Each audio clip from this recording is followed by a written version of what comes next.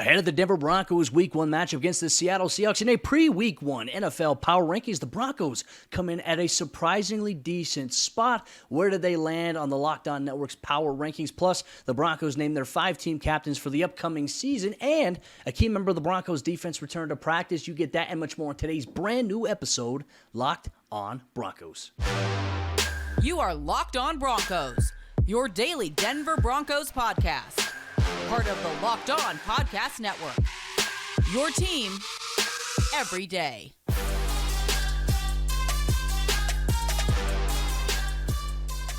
What's up, Broncos country? Welcome into a brand new episode, Locked On Broncos, your daily Denver Broncos podcast, part of the Locked On Podcast Network, your team every day. Thank you so much to everybody in Broncos country for making Locked On Broncos your first listen of the day, every single day, free and available everywhere you get your podcasts in audio format, or whether you watch us on YouTube. We appreciate you so much. Do us a favor, hit that subscribe or that follow button if you have not done so already, so you never miss out on a day's worth of Denver Broncos news, content, and coverage every single day, all year long, from the South Stands to the end zone. I'm your host, as always, Cody Roark, Broncos beat reporter for Mile High Sports, joined alongside by my co-host, Sayre, Bedinger, site expert, predominantlyorange.com. Sayre, my friend, I tell you what, as we get one day closer each and every day leading up to the Denver Broncos regular season opener on the road against the Seattle Seahawks on Monday Night Football, there's just bits and pieces that help us get there. Practice reports, updates, team captains being announced, and you know what? When the Broncos appear in a pretty good spot on the Locked On Podcast Network's pre-Week 1 Power Rankings, I think everything is good right now in Broncos country. That's right, Cody. You absolutely love to see it. When the Broncos are high in the power rankings, I mean, they're really fun to talk about. And they're kind of fun to talk about when they're really low in the power rankings as well, right? Because then we get to talk about how wrong and how dumb these... No, I'm just joking. I love power rankings, Cody, because I think that it gives a good state of where the Broncos are at from an outside perspective. You know, a lot of times people think, well, hey, maybe these people that are covering the Broncos kind of become jaded. They start drinking the orange Kool-Aid, or they got orange-colored glasses. But really what you can see as the Broncos are getting a lot of national respect, especially from our friends here within the Locked On Network, the Broncos being at number 9 inside the top 10 of these preseason and pre-week 1, I should say, power rankings here. It's cool to see because we know, and we've talked about this at length all offseason, Russell Wilson really changes everything for this team. He gives them legitimacy. He makes them a championship contender, which is what I would say if you're in the top 10 of any sort of power rankings right now going into the NFL season, I would say that means that the people that are putting together those rankings would consider you a legitimate contender in the NFL this season. Well, here's where the Broncos were at the end of last year, right? That final Chiefs game. After the final result, the Broncos, they dropped all the way to 25th in the Locked On Power Rankings at the end of last year. So to be able to go from 25 to 9, I feel like Denver's in a pretty fair spot here. Now, here's the rest of the power rankings as you saw on the screen above. It's the Buffalo Bills coming in at number 1, the Rams at number 2. They'll obviously face off on Thursday Night Football. I imagine the winner of that will either drop to number 2 or rise to number 1 based on those two teams being the top 2 there. Tampa Bay Buccaneers coming in at number 3, which is, a little surprising. I think that has to do with maybe Tom Brady's return, but, with all the stuff that he's missed so far this offseason, we'll see if that's where he's at. But then you have the Kansas City Chiefs coming in at number 4, the AFC West division rivals, Cincinnati Bengals, who made it to the Super Bowl last year, coming in at number 5, the Packers at 6, and then you have the Los Angeles Chargers ahead of the Denver Broncos coming in here at number 7. But I think what's interesting, there are 4 AFC West teams inside the top 12, and the bottom team inside the AFC West in these power rankings, the Las Vegas Raiders, who come in at number 12, they're higher than the top seed inside the AFC South, which is right now on this power rankings, the Indianapolis Colts coming in at number 13. So really the perception of the AFC West has drastically increased in these power rankings, which were conducted and put together and voted on by all the local experts covering 32 teams around the National Football League, plus other people in the Tegna market. Your thoughts initially on maybe the AFC West here with, how panning out: Chiefs at 4, Broncos at 9, Chargers at 7, and Raiders at number 12. Well, I think definitely you're talking about the best quarterback division in football, right? And that's a big reason why I think you would have the Broncos and all these different teams within the top 12, and that's exactly what it's been reflected all offseason. You look at just a list of the best quarterbacks in the NFL, I think you're typically going to see these 4 AFC West quarterbacks probably pretty similarly ranked to how they're ranked as in just in terms of the entire team with power rankings. So it's kind of indicative of just where people see these teams and their quarterback play, and kind of the perception on Russell Wilson as maybe being the third best quarterback in the division. I think a lot of times Justin Herbert will get the nod as being the second best with, he's younger. He's got a lot more physical. I mean, he's huge. You got to see him in person, Cody. You can speak to that. But certainly I think that just with the quarterbacks, it's a literal arms race in the AFC West. And I think that's kind of where people are at with this division. But they see kind of the general roster construction as well. In my opinion, Cody, I think that the Broncos should be flipped with the Chargers. If the Chargers are ranked higher, that's kind of one thing that I would take issue with. I don't see the Chargers as being as deep of a roster as Denver's, or as complete even. I know they have a lot of really good players, and I'm not trying to diminish their talent, but I would put them below the Broncos as of right now, just on paper, since that's what pre-week 1 power rankings are. But that's just my opinion. I think the Broncos, like we've been talking about, the Chiefs are the kings of the AFC West until proven otherwise. I think the Broncos are right behind them after the big offseason they had. We just did the ultimate football preview here on the Locked On Podcast Network. It's available on Odyssey and even the Locked On NFL YouTube page here. But all of us AFC West guys were sitting in one room, we were talking, and, while everyone's like, oh, yeah, Derek Carr might be the 4th best quarterback in the division, or Russell Wilson, I think we really kind of put it into perspective, because it's like, that's not necessarily a bad thing. I mean, that's how good the AFC West is. So I think a lot of people try to use that as a slight towards these quarterbacks in the AFC West, but obviously I think the quarterbacks hold a lot of power in the perception of the national eyes there. And I know the Broncos, for some other national outlets, I think the lowest I saw them was number 19, which is, I think that's just to, fuel rage a little bit. But I feel like this is a pretty logical place. I feel like number 9 is a fair spot for this Broncos team. But I do have a question for you, Sayre. And I think when you look at the other teams in this power rankings list, a lot will be contingent upon the results that they play on Thursday Night Football or Sunday. But does a win on Monday Night Football for the Broncos elevate them higher on the power rankings, considering it is the Seattle Seahawks who come in kind of at the bottom of this list?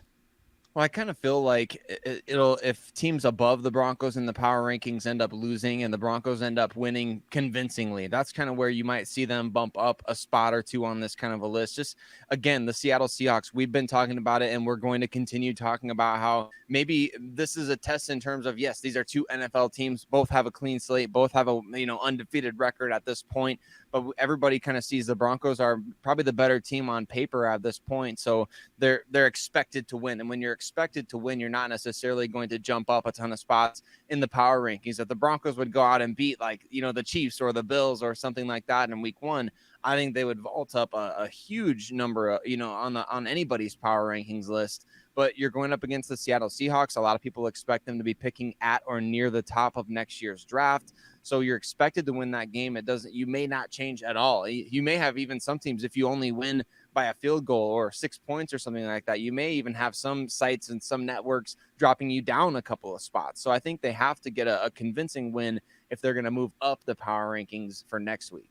It's going to be very interesting, and we can't wait to see where Denver comes in next week's Week 1 NFL Power Rankings, part of the Locked On Podcast Network. Broncos Country, let us know down below, is number 9 a fair spot this week in the pre-Week 1 NFL Power Rankings here, courtesy of the Locked On Podcast Network. We're eager for your thoughts. But coming up here in just a moment, the Broncos named their 5-team captains for the 2022 NFL season. Were there any surprises, and how can these players amplify and pick up this team? Plus some general messages from players who were named as captains. You get to that coming up here in just a moment. But before we do that, let me tell you about Brightco, the best jewelry insurance that is out there possible. And there was this video circulating around the internet. It went viral just about, I think, a year ago. And it was of this man who was planning on proposing to his girlfriend at the time on a pier. He went to go pull the ring out as soon as she turned around, and he dropped the ring in between the cracks in the pier, and it fell in the ocean, and he lost that ring. You probably imagine he was probably hoping that he had some insurance on that engagement ring. Well, Brightco has you covered here, so here's the lesson.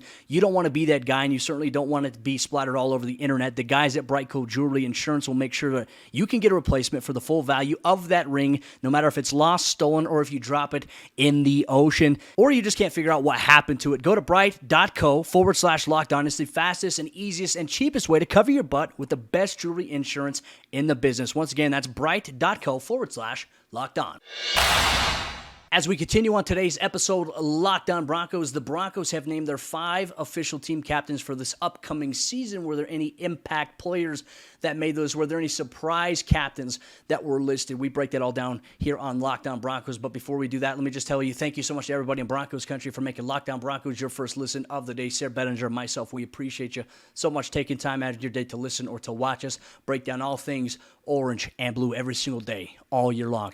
Sayre, my friend, I think this is a question that many people in Broncos country were wondering. When are the Broncos going to announce their team captains? We've seen other teams announce their captains for this upcoming season, and I think for the last couple of years, Vic Fangio had a little bit of a different approach. No designated set-in-stone team captains. However, there'd be game day captains on a weekly basis. They'd choose different players. Well, now the Broncos have 5 official team captains for this season, kind of going away from what Vic Fangio did. And, I'd say the biggest surprise is that we're not surprised. Russell Wilson comes in as arguably the first captain that was voted on by teammates. And I think this is a really good process, is that Nathaniel Hackett told us on Tuesday, right before practice, players all voted on it. And there were a multitude of players. So the players that were named, they obviously got those votes, but there were various other players who were also voted on by other players that, made a strong case to become team captains, but ultimately the majority wins. But opening and delegating it to the locker room, I think, is a great tactic here by Coach Hackett. I love it. I think it's awesome. And to give the players the opportunity, I see what Vic Fangio was kind of, trying to do, right? He wants to make sure that everybody on the team understands, hey, you're a leader. You're setting the example. You could be the captain any week. But I also love the approach of picking 5 guys that are going to be the leaders of this team throughout the season. And of course, that doesn't mean that other players can't be leaders. We get that, Cody. And I think everybody listening gets that as well. These are 5 guys that are really setting the example consistently. It's not just the 5 oldest players on the team. It's not just the 5 highest paid players on the team. It's 5 players that set the example in all the areas where their teammates are resonating. They're responding. I think maybe the biggest omission from this list would be Pat Surtain II, although he is only a second-year player in the NFL. But we did hear Bradley Chubb talk after or before practice just about, how much even he's following Pat Surtain's lead at this point. So certainly there's more than 5 guys, like you mentioned, worthy of this distinction. But the team captains on either side of the ball, I would say 0 surprises, in my opinion, Cody, although Bradley Chubb, a first-time team captain here in 2022. Well, let's go through the list of captains here. Officially, quarterback Russell Wilson was named one. Wide receiver Courtland Sutton was named as a captain of the team as well. Bradley Chubb for the first time, as Sayre just mentioned. Justin Simmons, no surprise whatsoever that he's a captain, especially representing the defensive side of the ball. And, of course, special teams. Of course, Brendan McManus, one of the longest tenured guys here, has been a special teams captain for the last 6 years. But I want to touch on what you said. Coach Hackett said there were other players that could have been voted as captain, but obviously the majority were these main guys here.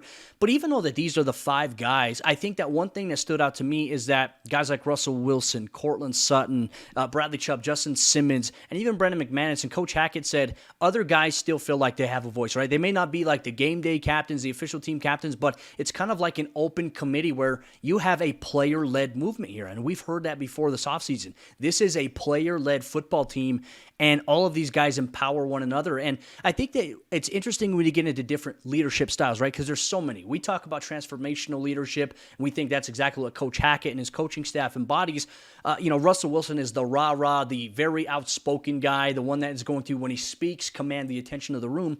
Courtland Sutton said he's kind of more the lead by example. He's not going to be the super always vocal guy, but he's going to be a guy that goes up to players when they're struggling, and when he notices that they're down or something, or if they mess up, and he says, for me, it's like, hey, you've done this 1,000 times. You got this. We know exactly what you can do, but he's going to build them up. And you know what reminds me? He even said something too specifically. He said, during drills, I'm going to go up to them and talk to them, kind of demonstrate.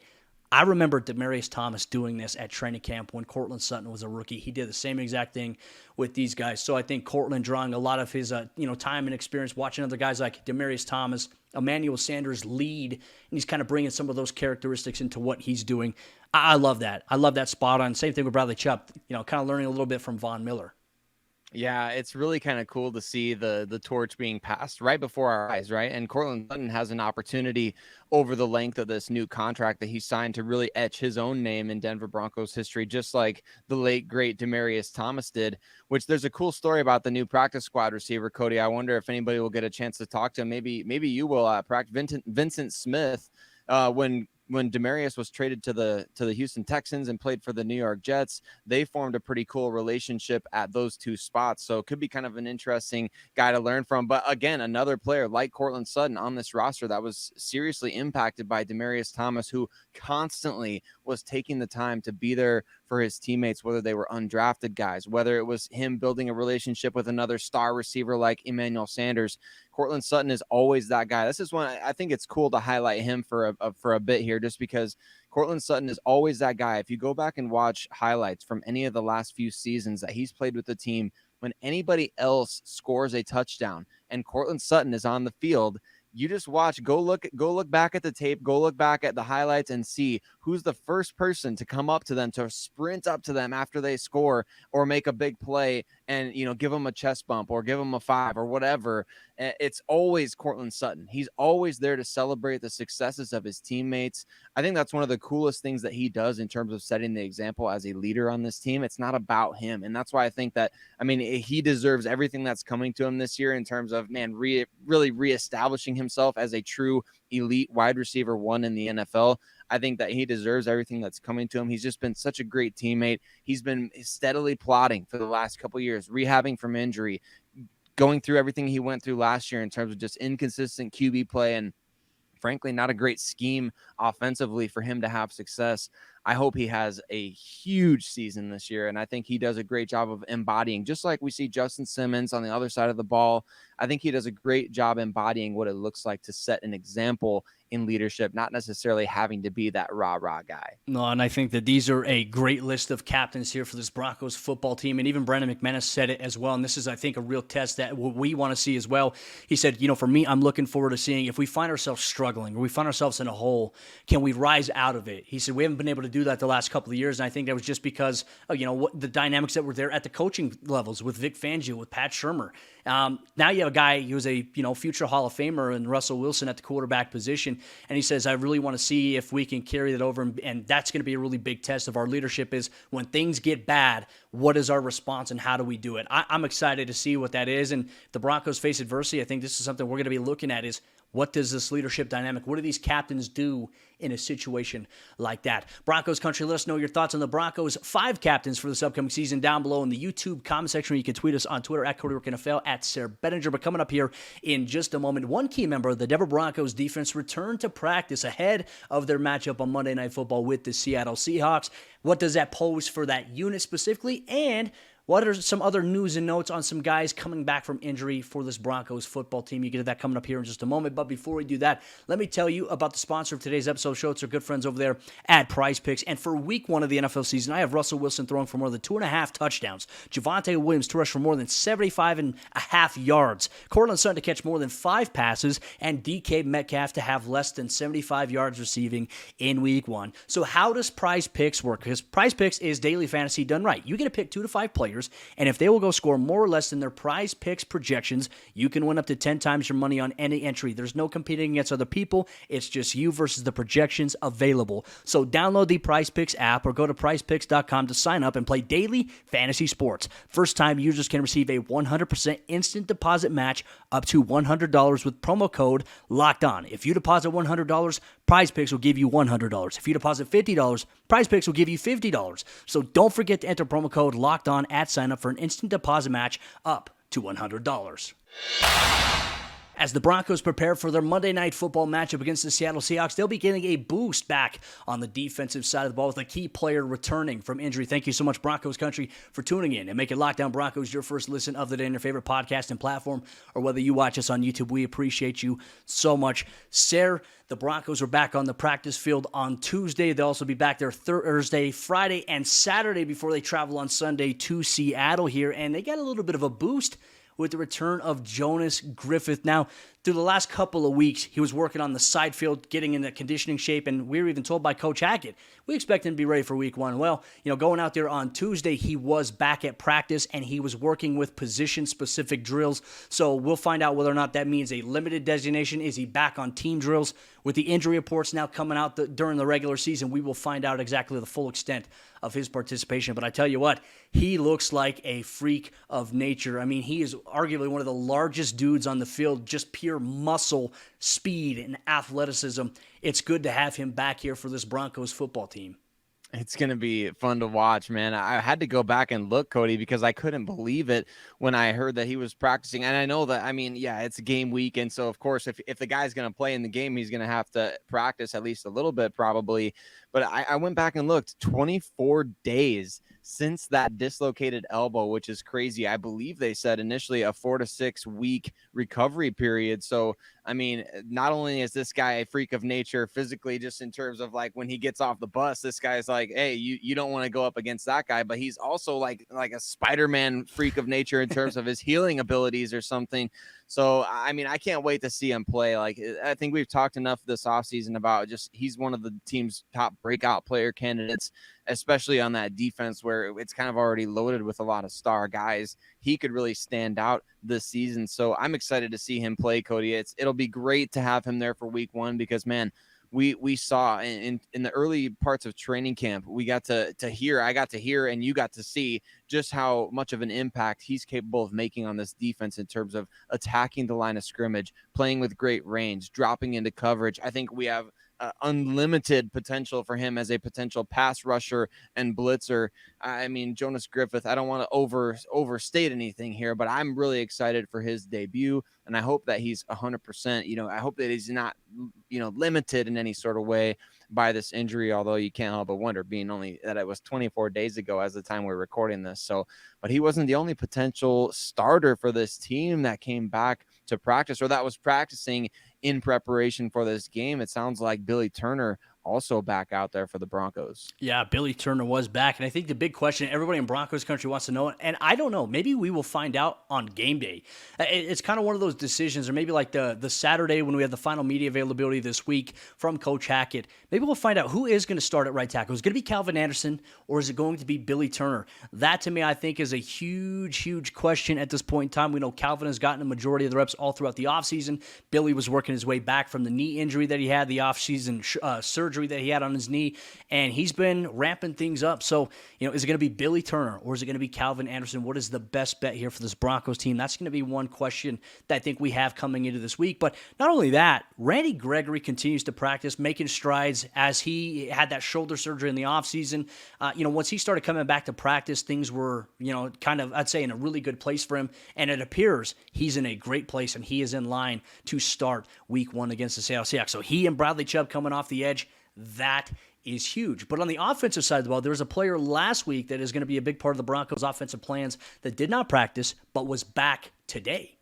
Yeah, Albert Okwuegbunam, he raised some eyebrows with, nobody knew what happened. There was very little information given, but obviously it was just something a little minor. But Albert Okwuegbunam, the projected tight end 1 for this team, especially now with Greg Dulcich going on temporary injured reserve, sounds like Okwuegbunam is going to be out there and he's practicing. And man, I think, Cody, he has a huge opportunity in this game to really kind of prove himself, to kind of establish, hey, we traded Noah Fant, but I've been waiting in the wings for the last couple of years, and I'm ready to be the tight end 1, especially, like I said, especially with Greg Dulcich out. Albert Okwuegbunam has a chance in week 1 to really establish himself for the season as the unquestioned tight end 1, with Greg Dulcich coming back in week 5 as a potential tight end 2, and really almost a borderline luxury, depending on how well Albert O can play. That's kind of what we need to see from him, I think, right? We lost Tim Patrick with the ACL early in training camp, then Dulcich dealing with the hamstring.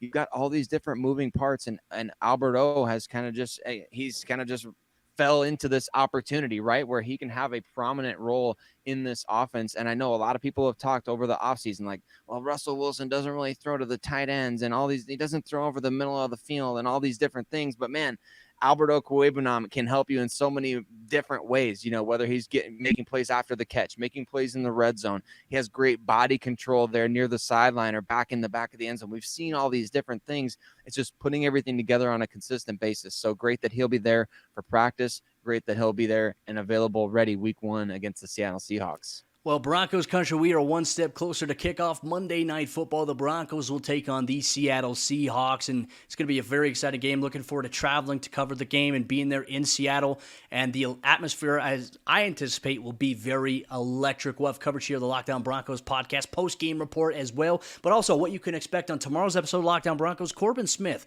host of the Lockdown Seahawks podcast, and myself, we're sitting down to break down the matchup. What's the biggest story for both teams going to this game? What are the biggest matchups that could impact the outcome? Plus, how do we think the game is going to go? You'll get that on tomorrow's brand new episode, Lockdown Broncos, here on YouTube or on your favorite audio podcasting platform. Thank you so much, Sayre, Bedinger, and myself. We have you covered every single day, all year long. The Lockdown Broncos podcast.